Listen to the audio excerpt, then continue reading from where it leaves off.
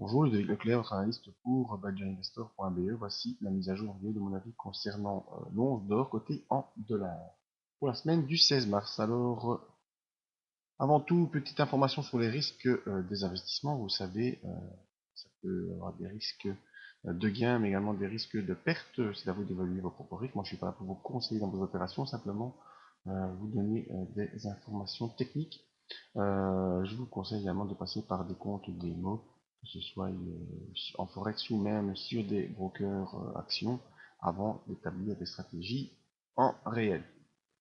Alors moi, l'analyse que j'utilise, c'est l'analyse des impulsions, c'est celle que je connais, c'est celle que je renseigne également. L'analyse des tendances et des retournements, ce qu'on veut, c'est essayer de suivre la tendance et identifier les moments où elle va se retourner. Les outils qu'on utilise, c'est les mondes de Bollinger, les canaux de tendance, les supports résistance, les moyennes mobiles, et également quelques outils en neurologie graphique qui sont le MACD, le RSI et l'OBV pour tout ce qui est action.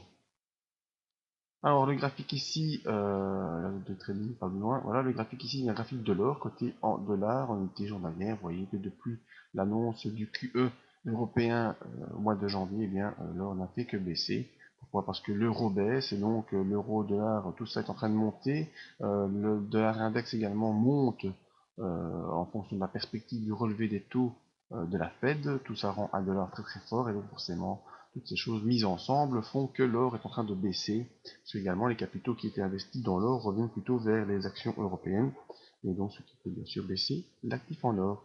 Cette semaine a encore été une semaine baissière, légère, mais baissière tout de même, où on est venu sur une zone de support située vers les 1150 $ pour l'instant, avec un petit rebond vendredi après avoir eu un contact courant de la semaine sur cette zone des 1150. Ouais, c'est une zone qui avait déjà servi au mois de novembre l'année dernière, qui avait permis de lancer un mouvement haussier. Et puis maintenant, eh bien, on est revenu sur cette zone des 1150 $, toujours coincé sous la M7. Donc la M7 et la bande de Bollinger, preuve que cette accélération reste toujours forte. On pourrait avoir une petite consolidation qui vient vers la M20, mais on n'a pour l'instant pas vraiment de signe. Donc on ne repasse pas au-dessus de la M7, et on ne pourra pas aller chercher la M20. Et donc on est toujours en tendance baissière pour l'instant. Alors, qu'est-ce qu'on voit sur notre MACD? C'est qu'on est bel et bien sous les zéros, donc en tendance baissière. Quand on est sous zéro, on est en tendance baissière. Et le MACD est également sous son signal, donc c'est une poursuite de cette tendance baissière pour l'instant.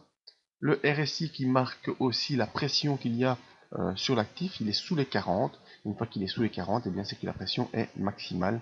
Et donc ici, pression baissière maximale. Alors restons attentifs parce qu'une fois que le RSI arrive proche de la zone des 20, en général on a droit à un petit rebond. C'est toujours une zone de survente vraiment qui donne lieu à quelques petits rebonds. C'est pour ça que je vous dis que il faudra surveiller cette semaine qu'on n'enfonce pas la zone des 150, des 1150, parce que si on n'enfonce pas cette zone des 1150, eh bien on doit surveiller la M7 à pour l'instant 1161, car si le cours parvient à passer cette M7, eh bien il ira peut-être rejoindre la M20 pour cette petite consolidation qui, comme on a eu ici à la mi-février, consolidation qui nous a ramené vers la M20 avant de relancer le mouvement de baisse.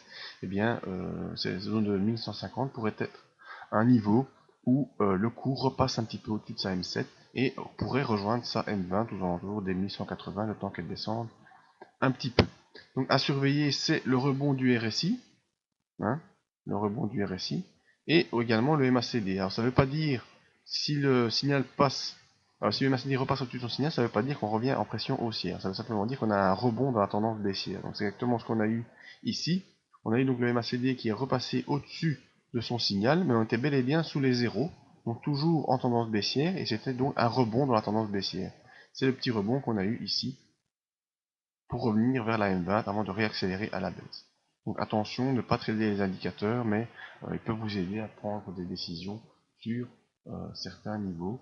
Donc à surveiller dès lundi. Le passage sous les 1150 en clôture journalière donnera une accélération vers le prochain support qui se situe de mémoire vers les 1015 $, je pense.